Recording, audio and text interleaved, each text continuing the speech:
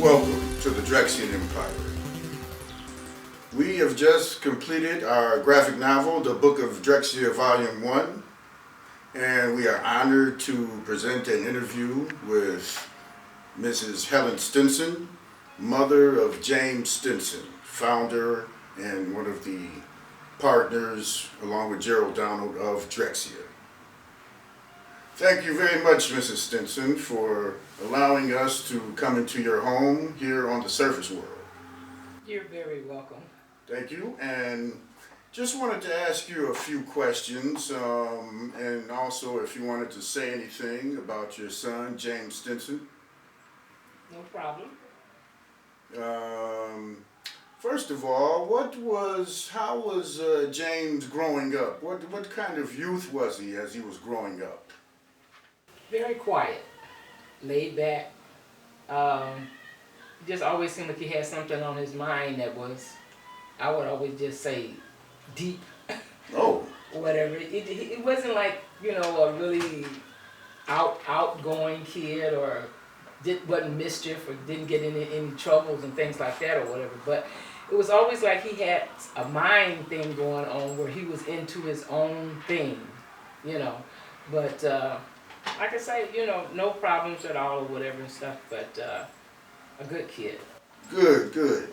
And when did he first start showing a interest in music? Well, like I say, there was always music some kind of way or some kind of type that was always going on in the home. I was more into jazz and Motown era, whatever, something like that or whatever. And we would always be doing little skits or dancing around or whatever, performing really some kind of way or something like that.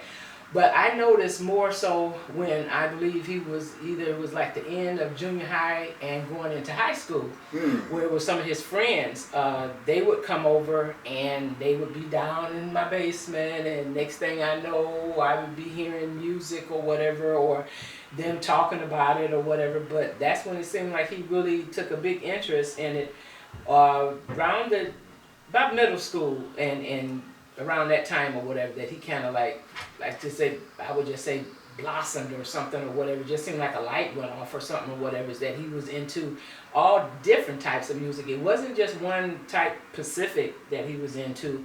It just seemed like he was absorbing everything and taking a little bit from here and a little bit from there or whatever. And this is what I just saw, that he was really interested at that time.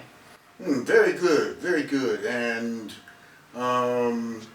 also, Drexciya is quite science fiction, fantasy based in their many of their concepts and songs and things like that. Did he show an interest in science fiction, fantasy, or anything like that as a youth? Not to my knowledge. Maybe his brother could have maybe put a little, more into that with him, or whatever their connection or whatever. But it was some cartoons that I remember that I can't even remember the names of them. But it was more futuristics and something that was really way beyond my scope at that time or whatever, and it's like he's really into this type of cartoons. It wasn't like the Bugs Bunny and all of this little stuff or whatever, and it was more scientific kind of cartoons that I noticed that he was into. So I think that maybe that had something to do with it also or whatever. But those things were, to me, not someone at his age probably should have been thinking about or looking at or had interest in or whatever, anything like that or whatever. So that was kind of strange, but I guess it worked out for the best, because that was him. Yeah, that's right. Do you think the cartoons were from Japan? They sound like they may have been Japanese cartoons. Yes. Yes, they were. were interesting. Yes.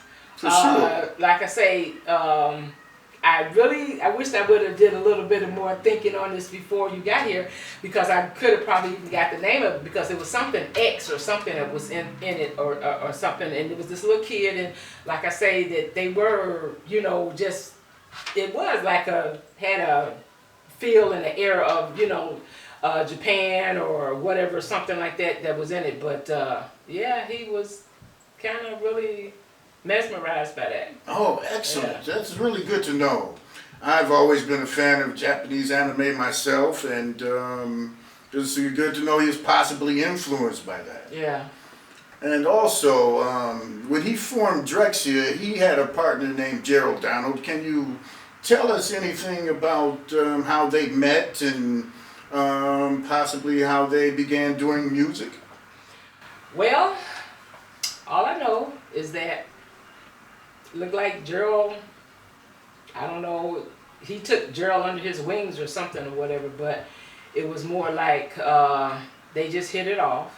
Now exactly like when they met, it kind of evades me a little bit right now, but he stayed with us for months in my home or whatever. So like I say, they were just, you know, tit for tat, and like I say, you saw one, you saw the other, but they had a relationship that was, I would just say, really, you had to be around them to order to see, because it was 1 minute they could bring out the laughter in each other or bring out something funny or something with each other, and then the next minute it seems like James was schooling Gerald on something or whatever, and regardless if even if it was like a relationship or something like this with a female or something or whatever, that he would get on him about certain things or whatever, and it would be like James was more in the father type of position with Gerald or whatever something, and like I say, they just really was inseparable, and like I say, but when those two got together in that basement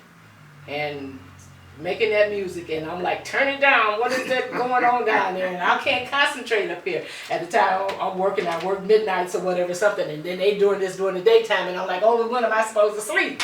You know, so that was one of the conflicts that I had, and I really hate that, you know, it was more that I really didn't have a bigger understanding of what really was being, I guess, manifested or started or really kind of accumulating between them and whatever and all that. But I know that they were down in that basement, and you know, when they got to doing their thing down there, and he tried to explain it to me one time, is that, you know, make this music, it could be used either for videos, it could be used for, you know, some sort of games or something or whatever that you play. It could be the background to it, and then it could be like some of the maybe the things like even with Superman or the Spider-Mans or whatever, it could be some kind of music within something like that going on, and I'm like, I could always see that. Yes, for sure. I could really picture that. And when he told me those kind of things, I'm like, this, maybe he's got something going on here that, you know, is very deep than I thought about it. Because like I said, who would have thought at that time, and here we're in Detroit or whatever, around the Motown and all of this or whatever, we didn't really think about no, you know, futuristic kind of electronic music or whatever, where they bouncing around in the head, bopping and all. It really just didn't hit me at that time. But but when you really heard it and you got into it, like I said, you could really see that that could have been a backup for videos and whatever and all that. And I'm like, so when he told me that, and it's like, this could take off.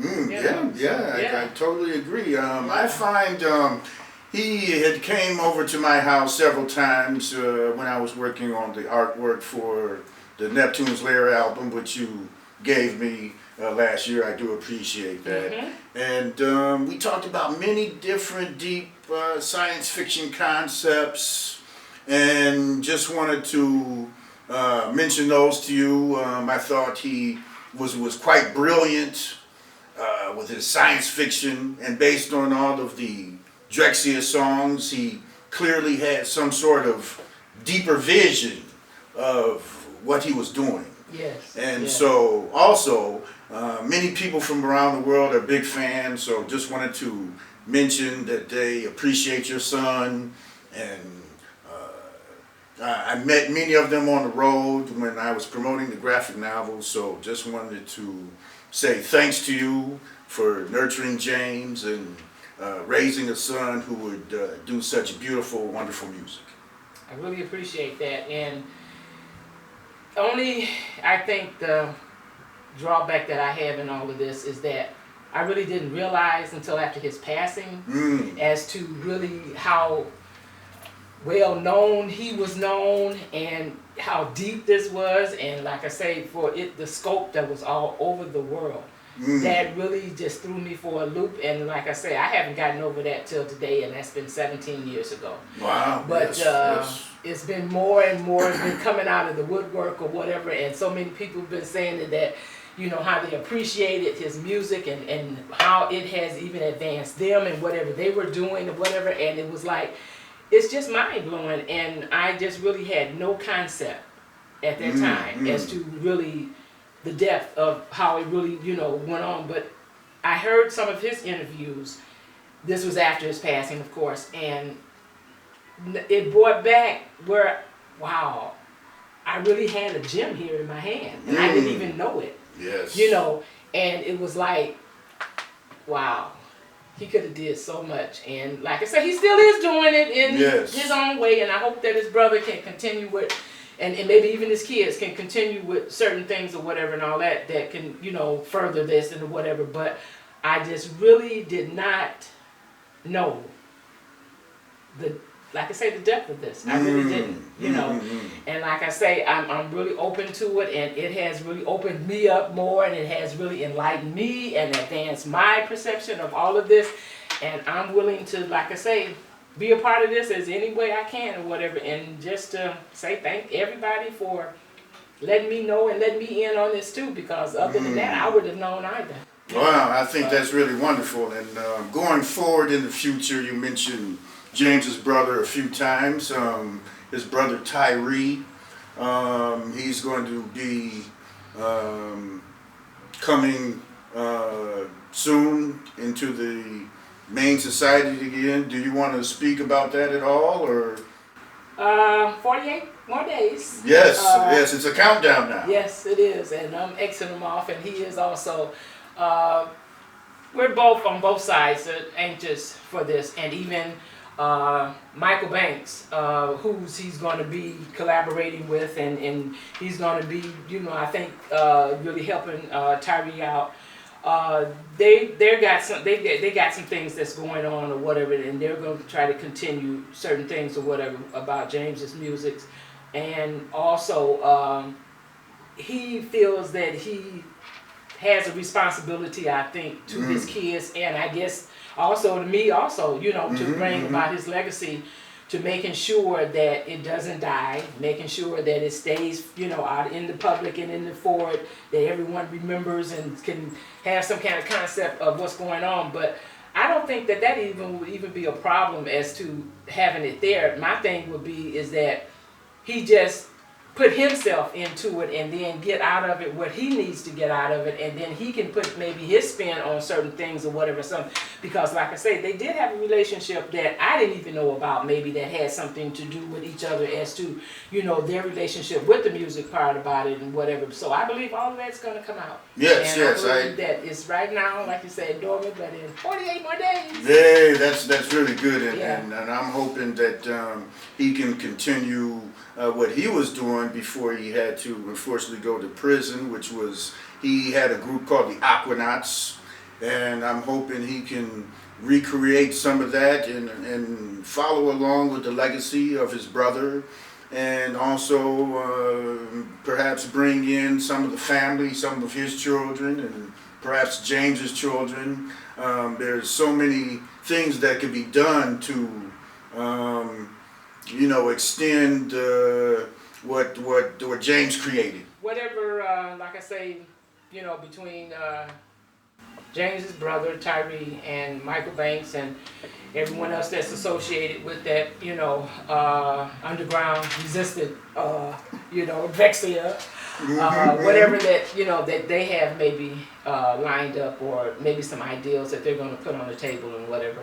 I'm sure that, you know, it'll take off and continue to, you know, honor everything that James had really started and, you know, wanted to at least have some kind of connection with or whatever. And like I say, to leave as the legacy and to be here, hey, who knows for how long, because I don't think there's any kind of end to this, because it just seems like it's just starting to, here anyway, take off, because it's more and more coming with, like I say, with that festival that they have, how that has broadened, and Movement, I keep hearing so Mhm. many other different things that they're doing in connection with it, and other places are opening up, and I'm like, wow. Mhm. That's all I can say is wow. Well, that's very good, and just wanted to thank you for allowing us in your home, and looking forward to meeting Tyree. He was very key figure in the crowdfunding, and you know, us coming together and doing all of this, what we're doing now, and hopefully some more things in the future. So, looking forward to that, and really thank you for James, Tyree, and everybody, and hopefully in the future we might get together again, and just thank you. I'm sure we will, and like I say, I just appreciate you guys so much. You just don't know how much that y'all have kept my son alive, and how much it has meant to me, and I will never forget you for this, because like I say, without you guys or whatever, bring this back to the forefront right now or whatever, then it would have still been the memories, but it wouldn't have been as much as it is now, because like I say, I didn't know. I just didn't know. I didn't know. Wow, isn't that something? Thank you very much. You're so welcome. All right, this is Agent Q149-13 from the Drexciyan Empire signing off. Thank you very much. Goodbye.